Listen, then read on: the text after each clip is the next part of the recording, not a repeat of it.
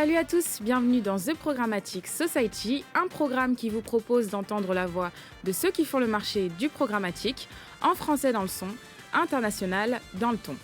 Une émission soutenue par France Télévisions Publicité, avec pour partenaire média 100% Média et partenaire opérationnel Adlearn Media. Ce contenu est accessible également en podcast sur les principales plateformes d'écoute. Cette semaine, une émission exceptionnelle ayant pour thème TV segmentée, une opportunité pour tout type d'annonceurs. La TV segmentée permet aux annonceurs de diffuser des publicités ciblées en fonction de données démographiques, comportementales ou bien géographiques de leur public. Cela représente une opportunité intéressante pour les annonceurs qui cherchent à toucher un public spécifique et à maximiser l'efficacité de leur investissement publicitaire. Selon une étude de eMarketer, en Europe, les dépenses publicitaires en TV segmentée devraient atteindre 3,4 milliards d'euros d'ici 2024. Mais la TV segmentée n'est pas sans ses défis. En effet, les annonceurs doivent s'assurer que leurs publicités sont suffisamment pertinentes pour leur public ciblé. De plus, la complexité technique de la TV segmentée peut rendre la planification et l'exécution des campagnes plus difficiles. Pour répondre à ces problématiques, nous demanderons à nos invités à quel type d'annonceur s'adresse la TV segmentée, en quoi la TV segmentée est-elle un levier important pour jouer la complémentarité avec la télé linéaire, et enfin, quelles sont les opportunités offertes par la TV segmentée pour les annonceurs pure players de l'écosystème digital. Pour en discuter, Vincent Salini de France Télévisions Publicité, Mathieu Deveau de Groupe M, Fabrice Huvet de Havas Media. Une émission présentée par Michel Juvillier. Bonjour Vincent. Bonjour Michel. Ravi de te retrouver sur le plateau de The Programmatic Society, ça fait un bail. Toujours un plaisir. Je te rappelle que j'ai inauguré première émission. Et puisque tu parles de l'inauguration de la première émission, je vous le donne en mille, mais nous sommes sur le numéro 150 de The Programmatic Society, donc c'est un anniversaire. Wow, tu reviendras à la 300e. Et donc, merci Mathieu également d'être là. Merci également Fabrice, c'est une première pour vous. J'espère qu'on se retrouvera avant la 300e prochainement. On est là pour parler télévision segmentée et casser un petit peu les idées reçues autour de cette nouvelle opportunité, j'allais dire, d'expression publicitaire pour les annonceurs en télé. Première question, justement, puisqu'on veut casser les idées reçues, et je te demande, Vincent, d'y répondre en premier. À quel type d'annonceur s'adresse la TV segmentée ? Alors, à 4 grandes typologies d'annonceurs. La première, celle qui vient évidemment à l'esprit de tous, c'est les annonceurs locaux, qui ne faisaient pas de télévision linéaire, classique, pour des raisons assez compréhensibles de tickets d'entrée et bien évidemment de déperdition d'audience. Il n'y avait pas d'intérêt pour un annonceur local de communiquer à l'échelle nationale. Donc ça, c'est la première grande famille.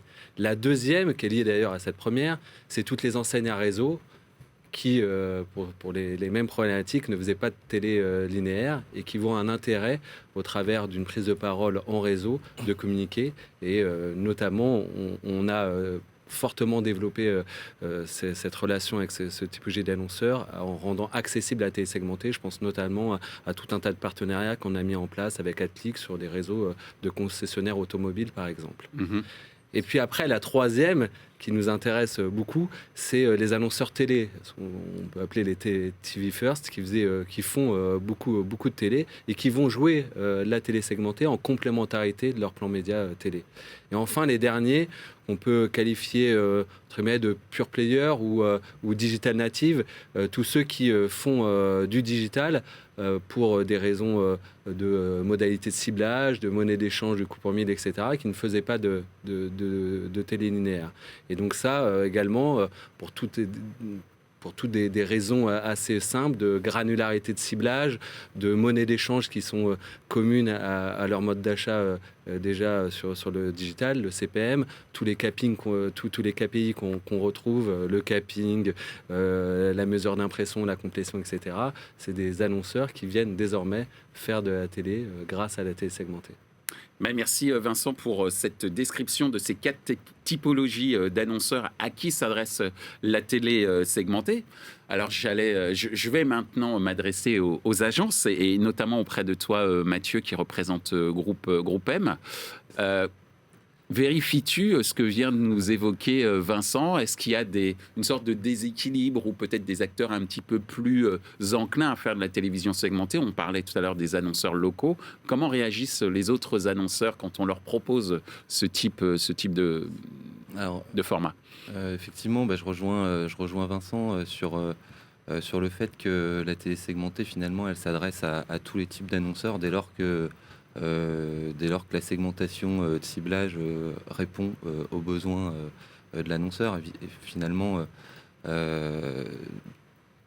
les use cases sont divers et variés. Donc, c'est vrai qu'on a tendance à plus se focaliser sur les annonceurs locaux, mais en réalité, il y a beaucoup de use cases intéressants à appliquer sur les acteurs on va dire, de télé nationale qui sont en télé nationale depuis longtemps. Et il y a notamment des notions de complémentarité importantes entre le levier national et le levier segmenté, puisque l'idée c'est évidemment d'avoir des approches très complémentaires entre ces deux leviers, et même potentiellement sur également de la complémentarité avec la télé délinéaire. Mais en tout cas, effectivement, nous, en tout cas, notre exercice, c'est notre job, c'est de voir effectivement et de proposer à nos annonceurs, qui sont en général plutôt des annonceurs nationaux, de définir l'intérêt que peut avoir la télé segmentée en complément de la télé nationale, mais en complément potentiellement d'autres leviers vidéo. Merci Mathieu. Fabrice, tu confirmes ce que vient de nous dire Mathieu, à savoir cette recherche, cette évangélisation, je ne sais pas si on peut dire ça comme ça, des annonceurs TV linéaire vers la télé segmentée? Oui, clairement, nous aussi chez Havas, l'idée c'est de proposer la télé segmentée à l'ensemble de notre portefeuille de clients. Alors on sait qu'à travers les bilans du SNPTV, qu'il y a des secteurs qui sont plus captifs que d'autres, l'automobile, la restauration, le tourisme et le banque assurance. Mais nous, en fait, avec cette approche meaningful, on sent que la télé segmentée va nous donner du sens de par la précision des ciblages. On a plusieurs ciblages qui sont à disposition. On a parlé du ciblage géolocalisé, mais il n'y a pas que celui-ci qui existe. On a des ciblages sur des usages TV de watchers. On a des ciblages aussi socio-démo qui vont dans le prolongement finalement de ce qu'on fait aussi en TV linéaire classique. TV off, on a généralement des cibles socio-démo 25-49 ans ou voire CSP+. Ça, on peut le retrouver aussi en TV segmentée. Et ce qui va être intéressant aussi, c'est de développer la third party data et justement d'aller encore un peu plus loin dans l'efficacité des ciblages. Merci Fabrice. Alors justement, il y a un mot qui a été prononcé assez souvent, notamment par toi Mathieu, c'est le mot de complémentarité. On a défini quels étaient les différents types d'annonceurs qui pouvaient faire de la télévision segmentée. On a évoqué le fait qu'au sein des agences, il y a une sorte d'encouragement auprès des annonceurs TV linéaires à aller sur la télé segmentée, et notamment, comme tu l'as évoqué Fabrice, par rapport à la précision de ciblage, qui peut être le cœur du réacteur, j'allais dire, en termes de conviction auprès des annonceurs sur le choix de la télévision segmentée. Mais cette fameuse complémentarité, en quoi la télé segmentée est un levier important pour jouer la complémentarité avec la télé linéaire, de ton point de vue, Vincent? Quand on présente la télé segmentée, on a souvent tendance de dire que c'est le meilleur des deux mondes. Le monde de la télé, la puissance du média télé, la brand safety, etc., la qualité des contenus et la granularité de ciblage du digital. Et c'est vraiment ça, le meilleur des deux mondes. Ça veut dire que ça ne va pas se substituer aux prises de parole télé classiques ou parrainage d'ailleurs, mais plus arriver en complémentarité. Alors 3-4 exemples pour illustrer mon propos, et Fabrice évoquait un certain nombre de ciblages. On va par exemple avoir la complémentarité d'un plan télé classique. Grâce à les opportunités de ciblage de la télé segmentée, on a d'ailleurs lancé une offre qui s'appelle adressable.tv Amplify à Tracking. On va traquer le plan média télé classique grâce au relevé des box opérateurs.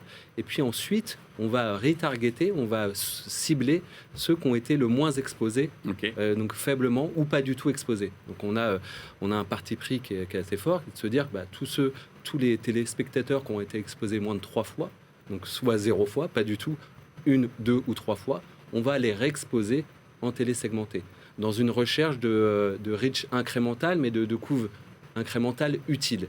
Pourquoi ? Parce que souvent, dans le digital, la couve utile est le parent pauvre du digital. C'est-à-dire qu'on a souvent tendance j'évoquais tout à l'heure le capping, à avoir une logique très restrictive de la pression, mais on sait très bien qu'une ou deux expositions n'est pas suffisante pour bien mémoriser un message. Grâce à la télé segmentée, on va certes aller dans la couve incrémentale, donc pouvoir toucher les téléspectateurs qui n'auraient pas été exposés à la campagne publicitaire, mais également travailler cette couve utile. D'ailleurs, on a inauguré, Fabrice y reviendra, avec Havas la première campagne Puget, et on a eu des retours extrêmement convaincants sur l'apport de cette couve incrémentale. On avait plus de 5 points de couve incrémentale utile, donc plus de 3 contacts grâce à cette télé segmentée. Et je dirais même un tiers des téléspectateurs exposés à cette campagne en télésegmentée l'ont été plus de 3 fois. Donc vraiment cette notion de couve utile. Ça, c'est un premier point. Deuxième point, ça peut être également en complémentarité, je dirais, d'une prise de parole sur un contenu spécifique. Par exemple, on a un programme très identifié qui est la maison des maternelles. On sait très bien que la maison des maternelles, où on parlait en préambule de Roland Garros ou autre, c'est des événements, des carrefours d'audience avec un public très captif. On va pouvoir retargeter, exposer les fans, ceux qui consomment plus ces programmes. Ça, c'est un deuxième exemple. Et puis le troisième, ça va être, qu'on parlait de précision, ça va être, entre guillemets, ce qu'on peut qualifier de moment de marketing.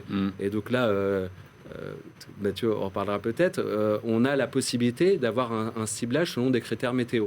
On a par exemple un annonceur comme Jardiland qui faisait de la télé classique, qui fait de la télé classique, et qui, en renfort de sa prise de parole télé classique, va jouer une complémentarité de la télé segmentée avec un critère météo. On sait très bien que quand il fait à peu près plus de 20 degrés, on est plus enclin à vouloir jardiner. Et donc là, on va cibler les zones où il va faire plus de 20 degrés. Donc ça, on le fait. On n'est pas peu fiers d'avoir été les premiers à proposer ce ciblage grâce à la donnée, par exemple, de Météo France. Donc voilà, 3 exemples qui illustrent vraiment l'intérêt de la télé segmentée, non pas en substituant une prise de parole télé classique ou parrainage, mais plus en complémentarité de ces prises de parole.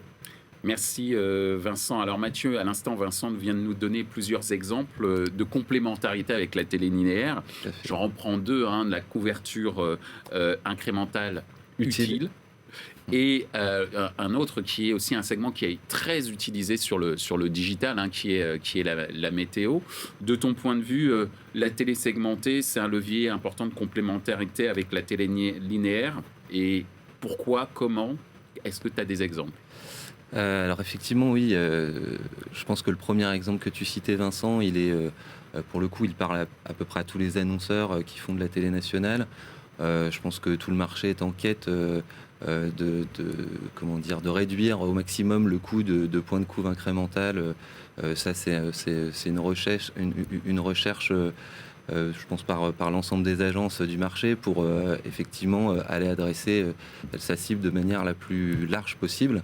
Donc avec effectivement le produit qui a été lancé initialement par France Télé, là, le Linear Ad Tracking, qui permet effectivement de créer des scénarisations d'exposition, finalement nous permet d'aller justement chercher ces coûts de points de couverture, etc. et à des coûts moindres. Et c'est vrai que cette dimension de complémentarité, à ce niveau-là, sur cet exemple-là, elle est évidente et elle concerne, pour le coup, l'ensemble des acteurs qui sont présents en télé nationale, par rapport à, effectivement, à ce qu'on se disait tout à l'heure sur la première question. Évidemment, il y a des acteurs locaux, mais sur les segments petit conso télé, petit exposé à ta propre campagne, ça concerne l'ensemble des annonceurs. Alors, je pense qu'un des enjeux majeurs, d'ailleurs, ce que tu évoquais du capping, etc., Vincent, et une maîtrise de la distribution des contacts, justement, un des enjeux majeurs pour moi des prochains mois et j'espère semaines, voire mois, c'est de pouvoir l'appliquer à tout l'écosystème télé et pas seulement en monorégie où chacune des régies va adresser sur son périmètre les peu ou pas exposés à ses propres chaînes. Donc Ce serait une sorte de création de place de marché de télé segmentée où on retrouverait l'accès à l'ensemble des inventaires des différentes chaînes pour pouvoir utiliser les mêmes assets que ceux que tu évoques, couverture utile, par exemple, des choses de ce type-là. Disons que effectivement, en tout cas, la dimension d'exposer télé ou de pas exposer télé doit l'être dans un périmètre global de télé et pas uniquement sur l'univers de chacune des chaînes qui vont commercialiser ces segments-là. D'accord. Donc ça, c'est l'étape d'après. On échange beaucoup avec Vincent et avec tes confrères également sur le sujet et sans doute qu'il y a des discussions entre les différentes régies, mais c'est sûr que ça apporterait encore autre chose au marché, donc sur cette dimension de maîtrise de la distribution des contacts. Et comme tu l'évoquais également, Vincent, c'est vrai que la complémentarité, elle se fait aussi sur du renfort, que ce soit lié à des facteurs extérieurs comme la météo, effectivement, des pics de pollution, des choses comme ça, ou des zones sur lesquelles on voudrait mettre l'accent en termes de communication. Donc c'est vrai que la complémentarité, elle a la géométrie variable, j'ai envie de dire. Tu veux réagir, Vincent? Oui, peut-être pour illustrer sur la campagne Jarlinonde que j'évoquais avec Groupe M, on a mesuré l'impact. La télé linéaire était efficace puisqu'on a constaté un uplift sur les passages en caisse de 9,5 points. C'est un élément intéressant. Grâce à la visibilité télé classique. Donc ça, c'est... Oui, mais quand même, tu as pu aller jusqu'au passage en caisse, croisement entre les box et les données CRM de l'annonceur. Donc on a mesuré l'exposition télé classique qui est efficace. Et ça date pas d'hier. En revanche, ce qui était intéressant, c'est que ceux qui avaient été exposés télé classique plus la télé segmentée grâce à ce moment de marketing, c'est-à-dire les données météo, et bien là, on a gagné deux points supplémentaires. D'accord. Donc on voit vraiment, l'idée, c'est pas que la télé segmentée se substitue à, mais plutôt arrive en complémentarité et comment ce renfort permet d'atteindre encore plus de performance. Donc on peut faire de la brandformance en télé aujourd'hui. Branding et performance avec le mesure possible en passage en caisse. C'était déjà le cas. C'était déjà le cas. Le ROI de la télé a été maintes fois démontré. Mais ce qui est intéressant là, c'est qu'on va mesurer le ROI de la télé segmentée en plus en renfort d'une prise de campagne télé linéaire. Merci Vincent, merci Mathieu. De ton point de vue, Fabrice, justement sur cette notion de complémentarité de la télévision segmentée par rapport à la télévision linéaire, quelles sont tes observations ? En fait, ce qu'il faut noter, c'est qu'on a à disposition 3 piliers vidéo.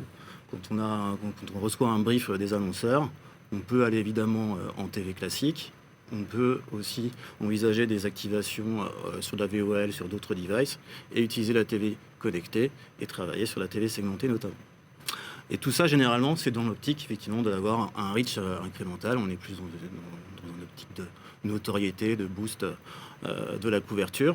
Et c'est vrai que ces nouveaux ciblages qu'on a pu utiliser, le linear tracking à travers Puget, c'est quelque chose qui est vraiment quand même hyper important et même s'il y a encore à l'améliorer, comme précisait Mathieu. Je voulais juste rappeler un point aussi, l'année dernière, les seuls, on va dire, ciblages qui permettaient d'optimiser la couverture, c'était des ciblages sur des petits consommateurs TV. En fait, ça restait estimatif. On était dans une approche probabiliste.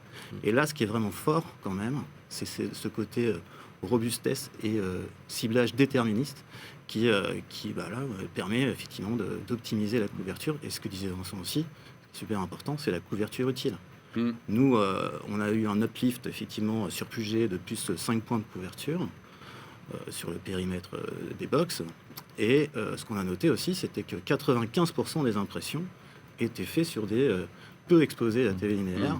et dont la moitié était vraiment même sur des personnes qui n'étaient pas du tout exposées. D'accord. Donc, pour le coup, ça c'est vraiment important. Et ça vient renforcer vraiment le ROI de la télévision à travers justement ces expositions.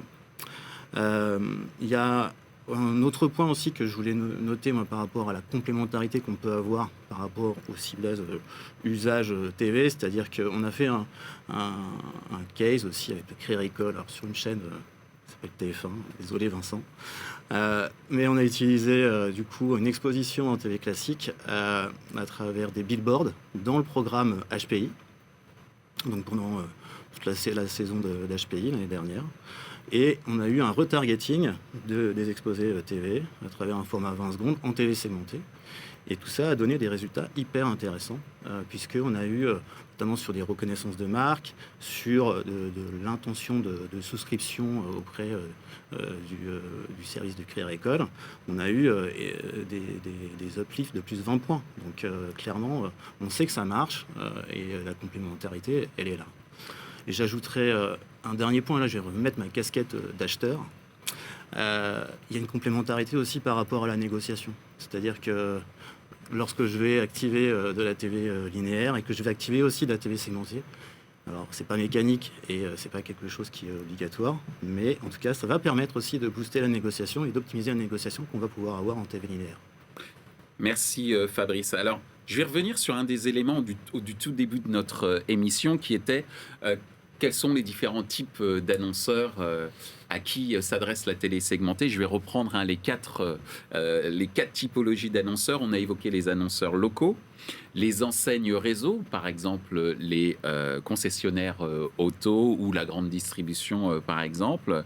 On a évoqué également ceux qui sont les annonceurs réguliers, TV First, ouais. Et parmi ces quatre, la quatrième typologie, j'allais dire, d'annonceurs, sont les pure players. Et cette question, justement, va porter sur les pure players qui sont parfois un petit peu réticents à aller sur la télé. Ils savent comment ça marche sur le digital. Ils veulent pas forcément aller sur la télévision.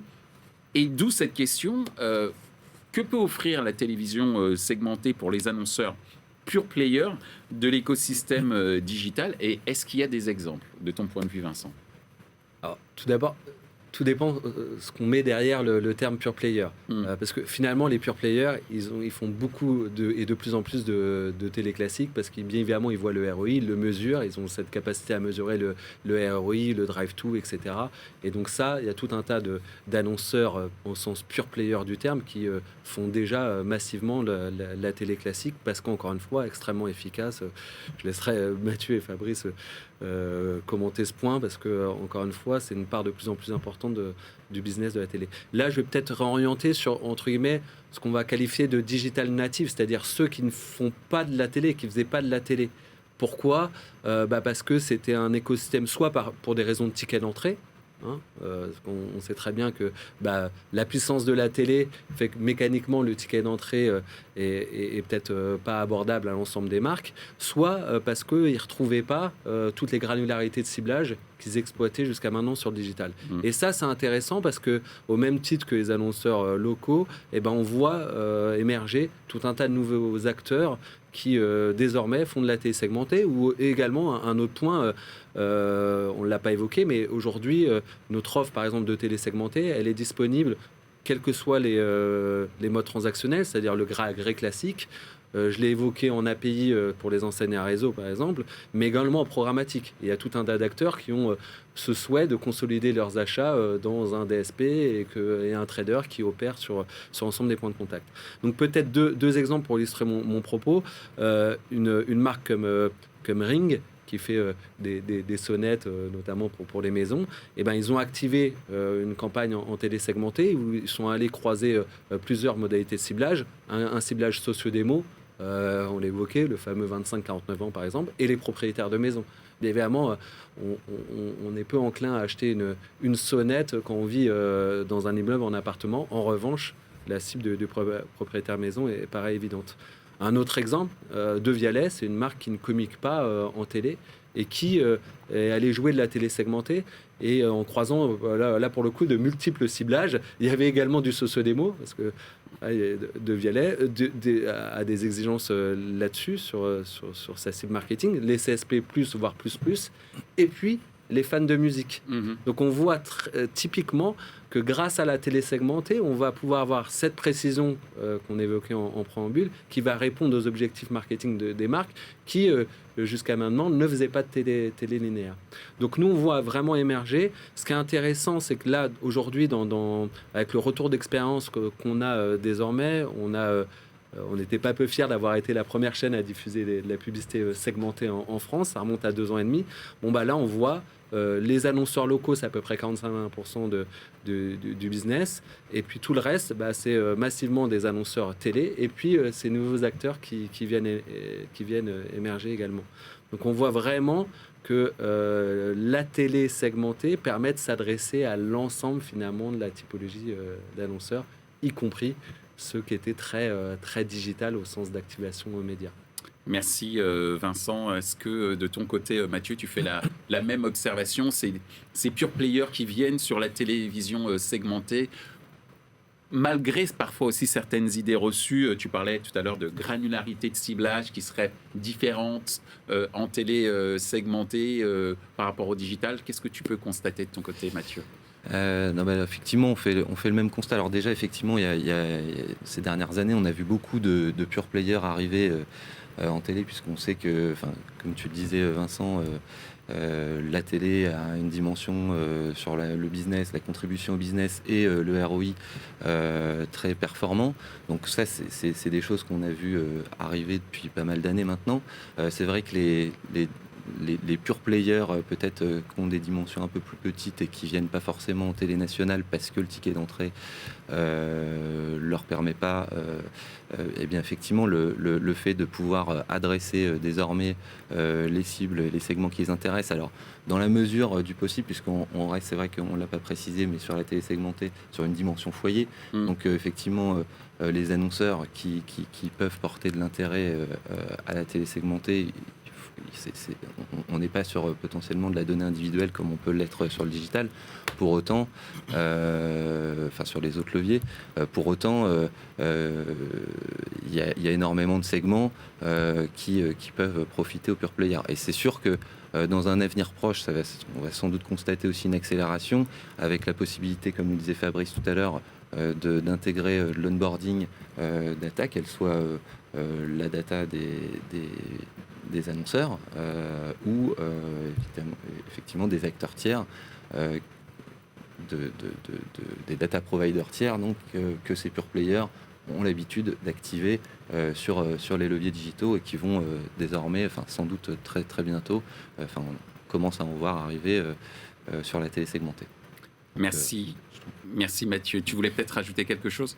Non, c'était à peu près complet, pardon. Merci Mathieu. Fabrice, ta vision sur justement la place des pure players dans l'univers télévision segmentée? Ce que disait Mathieu aussi très bien, c'est que les pure players, ils ont pris l'habitude quand même de venir en TV linéaire classique. Ils sont assez matures, ils savent très bien que finalement on a un super ROI grâce à la TV linéaire classique. Maintenant, ce qui est intéressant avec la TV segmentée, c'est qu'on va pouvoir affiner les ciblages. Donc on va rentrer encore une fois dans l'optimisation du ROI, et notamment à travers aussi tout ce qui va être sur les couvertures incrémentales et le nombre de contacts qu'on va pouvoir diffuser.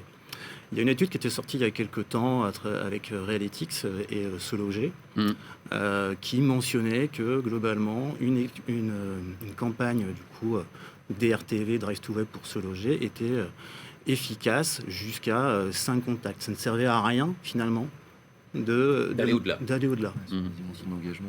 Ouais. Sur la notion d'engagement de Drive to Web, on avait, je crois que le résultat c'était aux alentours de 85%. Et ça, c'est quelque chose que les pure players doivent aussi optimiser, parce que quand on fait des stratégies Drive to Web, généralement, on s'aperçoit, parce qu'il y a pas mal d'annonceurs, il y a pas mal d'annonceurs qui vont multiplier les contacts, utiliser un nombre de spots qui va être colossal, et forcément engendrer beaucoup de déperditions. Et on va finalement toucher des gros consommateurs TV et qui vont peut-être aussi avoir un effet de saturation. Clairement, par rapport à la créa. Je crois savoir qu'il y a quelques annonceurs d'ailleurs qui se plaignaient chez France Télévisions dans le Tour de France, que justement ils étaient trop présents, ils voyaient trop le produit. Donc ça a un effet négatif pour la marque. C'est vraiment pas bon. Donc grâce à ça, finalement, on va pouvoir booster aussi tout le ROI des marques, quoi. Et d'ailleurs, merci Fabrice. Peut-être juste pour rebondir, c'est vrai qu'on a mené tout un champ d'études dans le cadre du SNPTV. Et puis également, nous, des études qui sont propres. J'évoquais le cas de Puget, de Jardiland et j'en passe. Ce qui est intéressant, c'est que sur tout un tas d'indicateurs, c'est-à-dire sur le chiffre d'affaires, sur les ventes, j'évoquais le cas de Jardiland, mais on a d'autres cas où on a vu un uplift de CA qui pouvait être de 10 points. Sur le drive to web, on voit que la télé segmentée en renfort de la télé linéaire une nouvelle fois permet d'augmenter significativement le drive to web. On a le cas notamment de la marque Peugeot dans le cadre d'une étude menée avec le SNPTV. Le drive to store, on a pu observer et mesurer l'impact de la télé segmentée jusqu'à l'arrivée en magasin. Et puis enfin, ce qu'on évoquait sur la couve utile et l'importance de celle-ci, c'est-à-dire avoir un niveau de couverture suffisant, mais pas non plus arriver à une répète qui soit démesurée et qui va être contre-productive. Donc vraiment, ce qui est intéressant, c'est que là, on a quand même apporté tout un tas de preuves d'efficacité et qui peuvent, encore une fois, toucher tous les annonceurs, et les pure players peuvent être naturellement intéressés. Merci Vincent. On en arrive à notre avant-dernière question, à laquelle je vous demande de répondre assez rapidement, parce qu'on a pris pas mal de temps.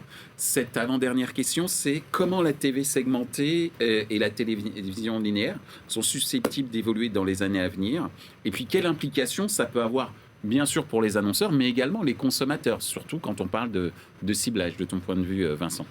Alors, ce que je trouve hyper intéressant, c'est que la télé, ce média traditionnel, a fortement évolué. Et d'ailleurs, c'est drôle parce qu'il attire quand même toutes les convoitises.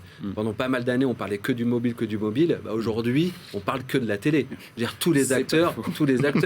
Je vais pas les citer, mais les Netflix, l'Amazon, on parle de Fast TV, etc. Finalement, la télé, l'écran télé est revenu au centre de toutes les conversations. Et c'est pas pour rien parce qu'encore une fois, il est extrêmement efficace. Ce qui est intéressant pour nous, chaîne de télévision, France Télévisions, c'est qu'on voit une évolution des usages. Donc Mathieu en parlait, c'est-à-dire que là, on parle de télé segmentée au sens de la télévision linéaire, mais on a eu une évolution des usages assez significative sur la consommation des linéaires, qu'on peut appeler catch-up TV. Et donc, en quoi la télé segmentée ? C'est qu'on est au carrefour des deux. C'est-à-dire que c'est les prémices de la monétisation, entre guillemets, de la commercialisation de la télé linéaire nationale de demain, c'est-à-dire une monnaie d'échange au coût pour 1000. On retrouve finalement les KPI du digital, ce que je disais. On va donc une monnaie d'échange au coût pour 1000, avoir une visibilité sur les impressions, la complétion, etc. Donc finalement, je pense que c'est les prémices de la convergence à la fois des usages entre la consommation linéaire, consommation délinéaire, la convergence sur le mode de monétisation avec bien évidemment une monnaie d'échange qui sera très certainement unique et celle qui est native au digital, à savoir le coût pour 1000, etc. Donc on voit vraiment une évolution. Côté utilisateur, c'est aussi la promesse d'avoir une publicité qui les concerne davantage, c'est-à-dire donc encore une fois, on aura le meilleur des deux mondes, c'est-à-dire cette capacité d'adresser l'ensemble des publics. Encore une fois, une marque a cette volonté de toucher tous les publics et puis de l'affiner en ayant une publicité qui va nous concerner davantage. Ce qui revient à cette fameuse couverture incrémentale utile, mais je dirais même, je dirais même en copie créative, c'est-à-dire qu'on peut bien évidemment imaginer des scénarios où on va avoir une première prise de parole qui soit très, très grand public, et puis en fonction des données qu'on dispose, on va affiner cette prise de parole, avoir que ce soit au travers d'une offre commerciale qui réponde davantage à une exigence d'un public ou non. D'accord. C'est vraiment l'idée, c'est qu'on peut aller loin, c'est-à-dire qu'on peut imaginer des scénarios créatifs aussi. Donc ça sera un beau terrain de jeu, je pense, pour les agences de publicité et les agences médias. Merci Vincent. Alors justement, puisque tu parles des agences médias, très rapidement, Ouais.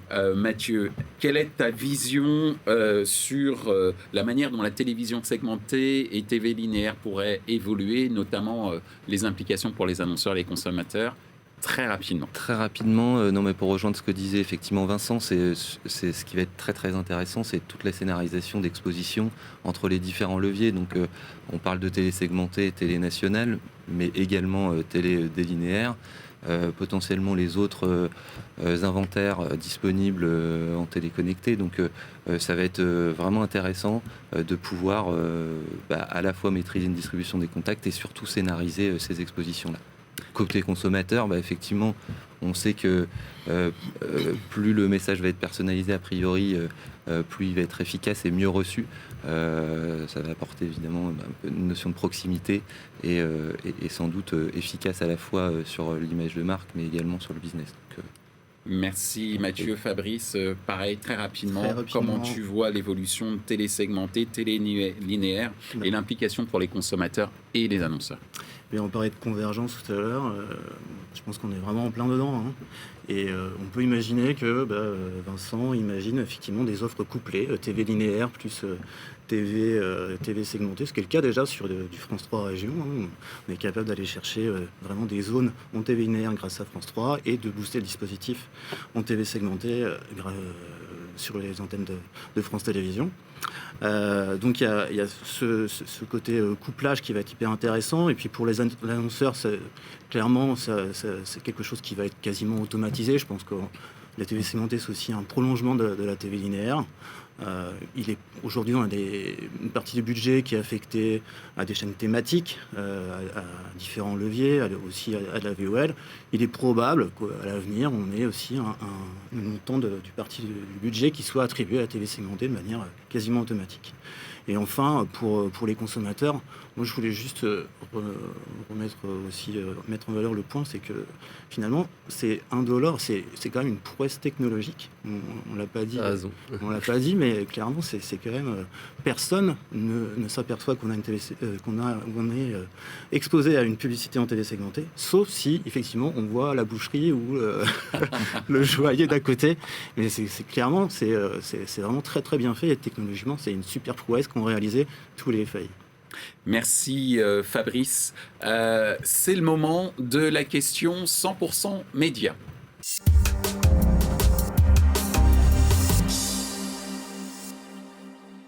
Bonjour Michel et bonjour à tous les invités. Alors moi j'avais une question autour de l'efficacité de la TV segmentée.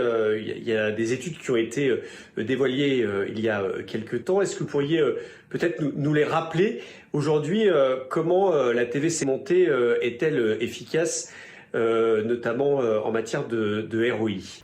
Alors Vincent, tu connais les règles de cette fameuse question. Tu as 60 secondes et pas plus pour y répondre. Top chrono. Alors, en effet, il y a eu tout un tas d'études dans le cadre du SNPTV, mais également des études propres à France Télévisions Publicité sur plusieurs items. On va très bien les rappeler. Des items de chiffre d'affaires. Et donc, je vais citer 2-3 exemples. Par exemple, France Télé, on a mené une étude avec la marque Jardiland, et on a pu observer un uplift grâce à la télé segmentée de 2 points. Donc, on arrivait à 11,5 points grâce à la télé segmentée, quand avec la télévision linéaire, on n'avait que 9,5 points. Enfin, déjà 9,5 points. Donc, des mesures d'efficacité sur les ventes. Le deuxième, c'est sur le drive to web. On a vu également des évolutions favorables à 2 chiffres. Plus de 10% et plus, grâce à la télé segmentée, seule ou en complémentarité de la télé linéaire. Le drive to store, même mécanique, on mesure des évolutions également à 2 chiffres. Et enfin le dernier, sur la couverture incrémentale, on arrive jusqu'à plus de 5 points de couverture incrémentale utile. Magnifique. c'est beau. Et merci pour l'ensemble de ces informations qui vont dans le sens de ce format TV segmenté qui apporte des résultats. Merci Vincent. Même question pour toi Mathieu. Tu as 60 secondes pour prouver l'efficacité de la télévision segmentée à travers un certain nombre d'exemples. Tu es prêt? Attention, top chrono. Non, donc effectivement, les études qui ont été menées récemment et qui ont été communiquées par le SNPTV montrent l'intérêt de la télé segmentée sur les différentes dimensions qu'a évoqué Vincent, Drive to Web, Drive to Store, efficacité sur la maîtrise de la distribution des contacts avec cette couverture incrémentale. Mais c'est vrai que ce qui est intéressant avec ce levier, c'est que la voie de retour est sans doute beaucoup plus facile, puisque au même titre que les segments sont créés, notamment quand on onboard de la data tierce pour créer des segments avec l'opérateur, on a aussi la possibilité de créer et de réconcilier de la donnée d'annonceurs business et de le mettre au regard de l'exposition télé. Donc c'est vraiment intéressant parce qu'on peut faire tout type d'analyse et d'études d'efficacité sur différents leviers en tout cas, et c'est la promesse aussi de la télé segmentée, c'est la mesure derrière. Mais vous êtes magnifique. Tu as la pression, mon cher Fabrice. Effectivement. Est-ce que tu es prêt? Je suis prêt, Michel.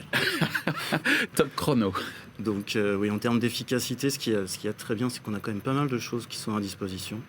On a une offre marketing scan qui s'est lancée à travers du Ad for Sales, donc qui va s'adresser plutôt à des acteurs du FMCG, mais on aura la capacité de lire finalement l'impact des communications en télé segmentée sur différents magasins du groupe Système U. Donc ça, c'est vraiment hyper important, et ça va valider aussi les effets, les actions qu'on mène en télé segmentée. Et puis, moi, ce que je vois en termes de positif, et le meilleur des leviers d'efficacité, je trouve, c'est que les annonceurs, ils reviennent. C'est-à-dire qu'ils sont plutôt contents. Ainsi s'achève ce débat autour de la TV segmentée. Cette émission vous a été présentée par Michel Juvillier. Ce contenu est accessible en podcast sur les principales plateformes d'écoute. Merci à France Télévisions Publicité pour leur soutien, ainsi qu'à nos partenaires médias 100% Média et partenaires opérationnels AdLearn Media. Merci également à l'ensemble des équipes d'Altis Media pour la réalisation de ce programme. Post-production, traduction et sous-titrage par Uptown.